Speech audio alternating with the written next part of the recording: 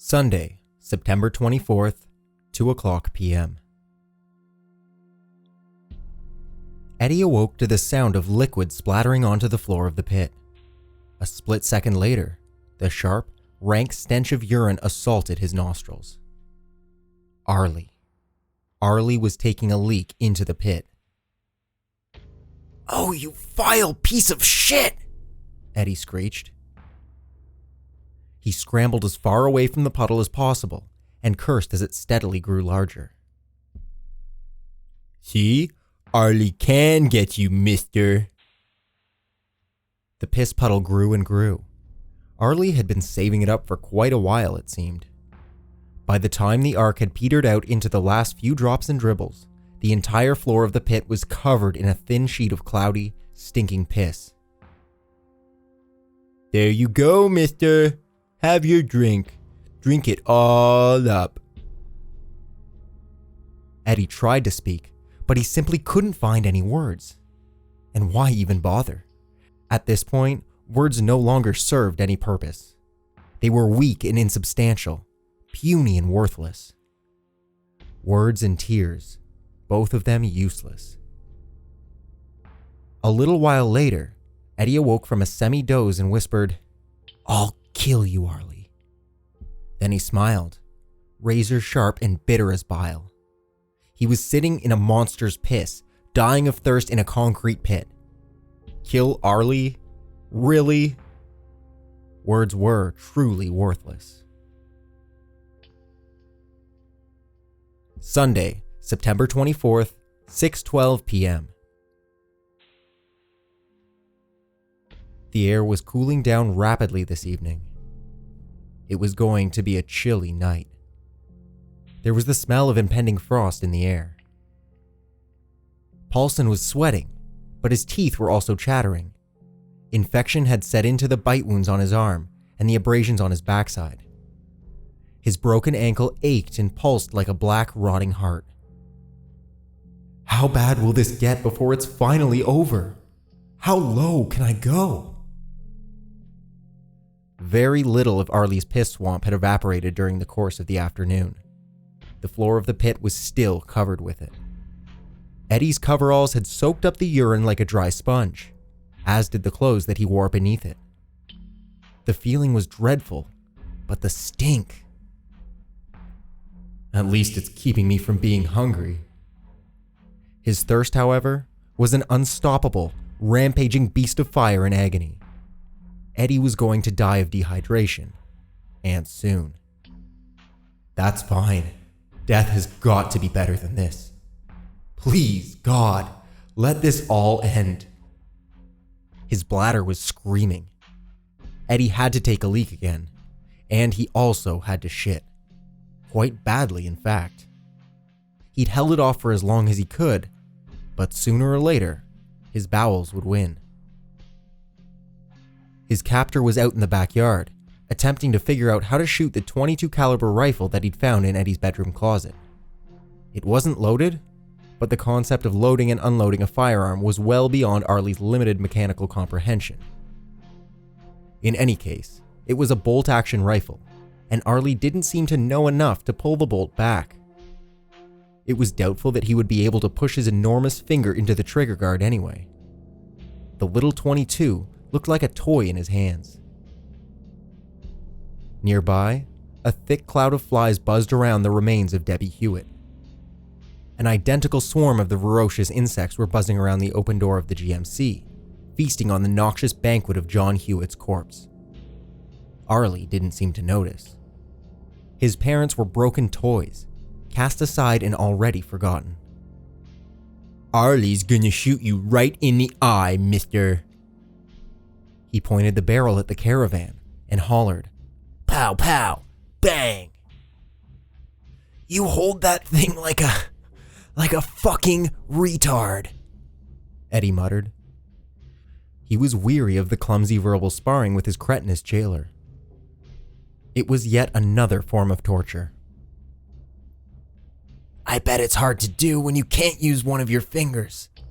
How much did that hurt anyway? I'm pretty sure that I heard you crying, you fucking crybaby." Arlie chose to ignore Eddie's abuse and went back to horsing around with the rifle. It was strange to observe Arlie at play. How childlike the brute's mannerisms were. He was a nightmarish ogre who enjoyed hopping around like a rabbit, a cannibalistic monster that was prone to chasing after butterflies with squeals of girlish delight. Yep, he's adorable. Paulson had business to attend to, a grim and difficult business that could no longer be ignored. He leaned against the wall and pulled open his coveralls. Eddie only had 3 functioning fingers and a thumb to work with, but he managed to get the snap of his jeans open and the zipper down with minimal difficulty. He let out a gasp and let it fly. You should drink it. His throat said yes, but his sour, shriveled little stomach countered it with an empathetic no. He simply couldn't do it. Eddie's piss splashed into the corner and ran to mix with the vile, eye-watering pond that he was already standing in. He yerked dryly after he was done. His bowels chose that moment to cramp hard and made an audible sound. There would be no more avoiding the issue. It was coming out, and it was coming out now. Eddie pulled down his coveralls and jeans together, spun around to another random corner, and let go. He let out a low, miserable groan as the mess jetted from his backside and splattered onto the concrete. His lower gut convulsed, and he released a second spray, then a third. When it was over, Eddie pulled up his pants and hobbled over to the opposite corner of the one he'd just befouled so thoroughly. There was nowhere to sit that wasn't awash with urine, so Eddie leaned against the wall instead, balancing his weight on his increasingly fatigued good leg. He ran his finger over the sharp edge of the screwdriver. I can't take any more of this. I think I want to kill myself, Eddie whispered. At this point, why not? He wasn't going to last down here for another 48 hours. And why the hell would he want to? He could simply brace the sharp, narrow head of the screwdriver against his heart and fall on it. As simple as that. The pain would be nothing in comparison to what Eddie was already enduring. So again, why not? Eddie considered the pros and cons. The pro side of the list was very, very long. As for the con side, here's one. I'm not the one who should die here. Not me. That's bullshit. I'm the good guy. Eddie had to smile at this. A grand fantasy, surely it was, but not very practical. Hand-to-hand combat was completely out of the question. Could he talk Arlie into chugging down a lethal dose of antifreeze? Doubtful. Arlie wasn't very bright, but he was cunning. He would see right through Eddie's deception in an instant. Bottom line is, I'm not going to kill myself. Fuck that. I'm going to live. That's what I'm going to do. I'm going to make it out of here alive. Escape was the only real option. As injured, weak, and sick as he was, it might still be possible.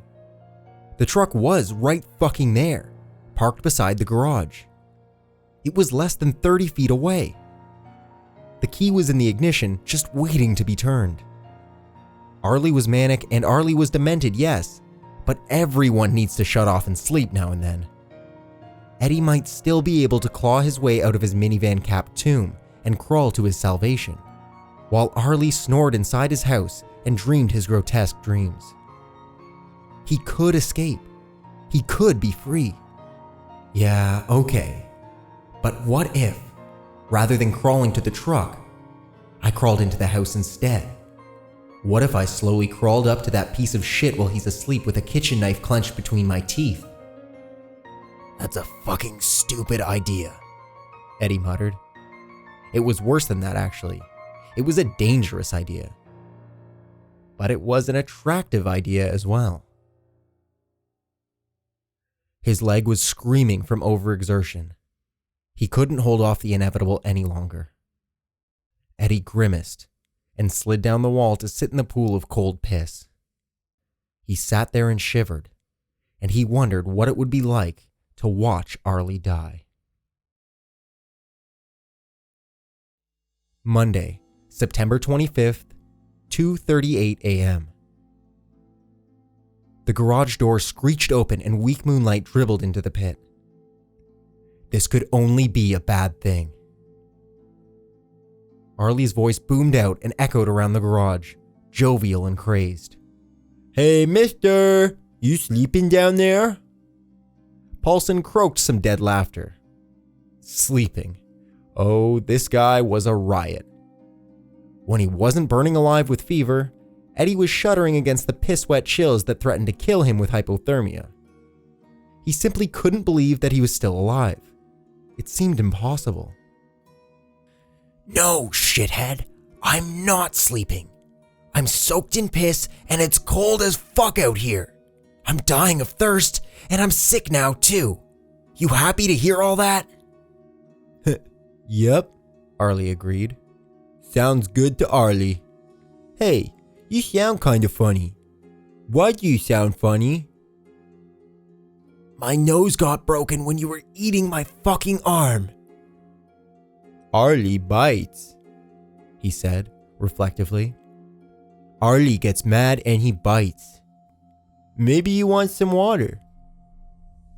There was a muted clink in the darkness, followed by the tinkling rasp of a ceramic object being pushed across the cement floor to the edge of the pit. "What's that?"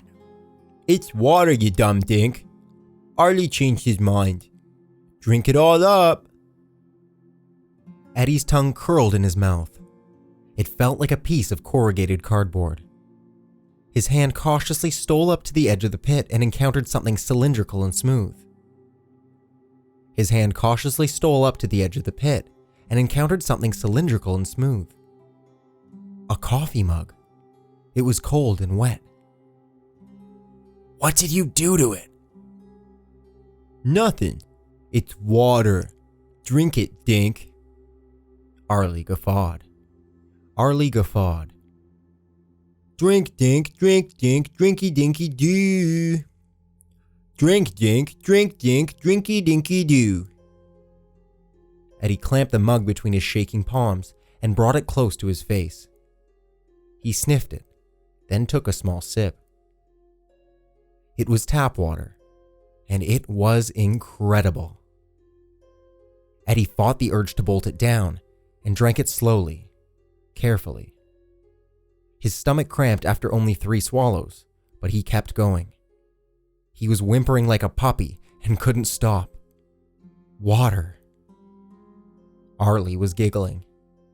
He clapped his hands together in glee and said, "Arlie spittin' there, mister. You drank up a bunch of spit." You know what? I don't give a fuck. I'm covered in blood and piss down here. There's wet diarrhea shit smeared up the crack of my ass and I'm dying of thirst. Do you think I give a fuck about something like that right now?" Arlie chuckled disapprovingly. "You know what? You swear too much, mister. Know something else? You need to be dead soon. Real soon." "That's funny, because I was just thinking the exact same thing about you, bud. You need to be dead. You need it in the worst fucking way." Arlie snickered. He hunkered down and fixed his gaze upon the wreck of a man that was curled up below him, just out of reach. "You think you can beat up Arlie, mister? Come out and try." "Remember what I did to your face? Your finger? Yeah, you remember." "Don't count," Arlie dismissed. "You're always hiding down there, getting at Arlie when you know he ain't ready. You cheat." "There's more to winning a fight than strength, dipshit. You ever hear the story of David and Goliath?" "Yep, but it don't matter. You'll be dead soon, Mr. Car Fixer, because Arlie got at you enough already, didn't he? Arlie got you good." Eddie opened his mouth to answer and didn't. Why argue? Arlie was right. In his current condition, Eddie wasn't long for this world. If dehydration or starvation didn't get him, The infection would. His arm ached and his body felt like an oven. Arlie's going to live here when you're dead. This is Arlie's house now. Eddie snorted. Yeah, that's how it works, all right. If you kill somebody, you're allowed to move into his house. You are a fucking retard. Shut up, Dink. Don't say that word. You think you're smart? Yeah, right. If you're so smart, how come you're down there with all the pee, mister? Huh? How come? Eddie's fever-curdled rage boiled up in his throat and he roared. No, you shut up, you fucking freak. I'm down here because of you. And there's piss down here because of you. Why don't you go fuck yourself? Oh, you want to yell and be all loud, mister? Okay, sure. Arlie can make noise too. There was a clatter from the direction of the workbench, and then Arlie began to slam some metallic object off the floor with air whistling force. Clang, clang, clang. The piercing ring was nothing short of brain shredding down in the pit. It was unbearable. Eddie clapped his palms to his ears and screamed, "Fuck you! Stop! Stop that!" But Arlie didn't even hear him. Sparks flew in the darkness. Clang, clang, clang, clang, clang, clang, clang. Stop it! Stop it! Oh, you motherfucker, stop it! The racket abruptly ceased. A ferocious, high-pitched buzz bounced between Paulson's ears like a ball of robotic hornets. His head ached savagely. Pretty soon, mister. You'll be dead pretty soon. Arlie knelt beside the caravan and threw his noisemaker into the pit, where it bounced off the floor and whacked Eddie in the chest. It was a long, slender metal bar of some kind, and Eddie sorely wished that he could ram it down Arlie's throat. Just slam it in there and give it a good hard shove. Brains over brawn, Eddie gasped in the dark. That's how a war is won in the long run, you stupid bastard. Why don't you go fuck off now? I'm bored of you. You better hope you freeze down there like an icicle tonight, mister. You better hope you're dead in the morning. Because you're bad, and Arlie's going to get you. Sooner or later. Arlie trailed off, then snapped his teeth together in the darkness.